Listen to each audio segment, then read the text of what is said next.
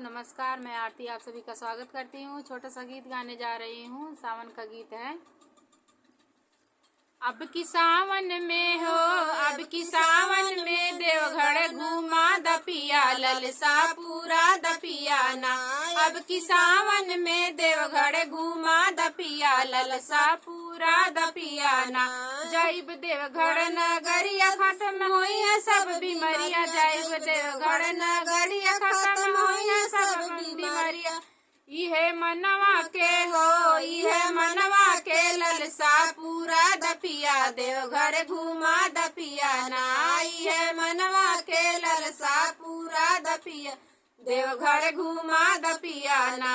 अब की सावन में हो, अब की सावन में ललसा पूरा दपिया, देवघर घूमा दपिया ना।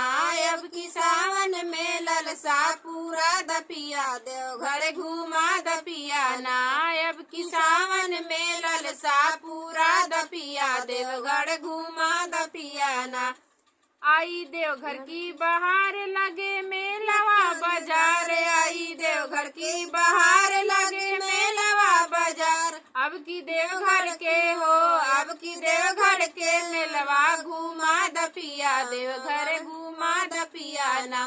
अब की सावन में देवघर घूमा दपिया, ललसा पूरा दपिया ना। अब की सावन में देवघर घूमा दपिया, ललसा पूरा दपिया ना। अब की सावन में देवघर घूमा दपिया, ललसा पूरा दपिया ना।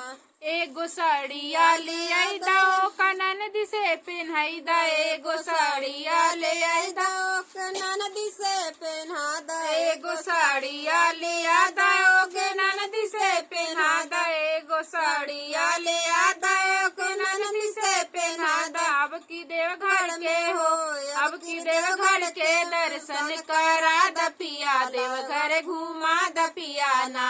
अब की देवघर के दर्शन करा दपिया, देवघर घूमा दपिया ना।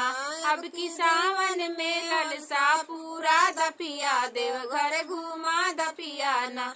अब की सावन में ललसा पूरा दपिया, देवघर घूमा दपिया ना। दोस्तों, अगर हमारा गीत अच्छा लगे तो लाइक सब्सक्राइब जरूर कीजिएगा। कमेंट करना मत भूलिएगा हमारा गीत कैसा लगा।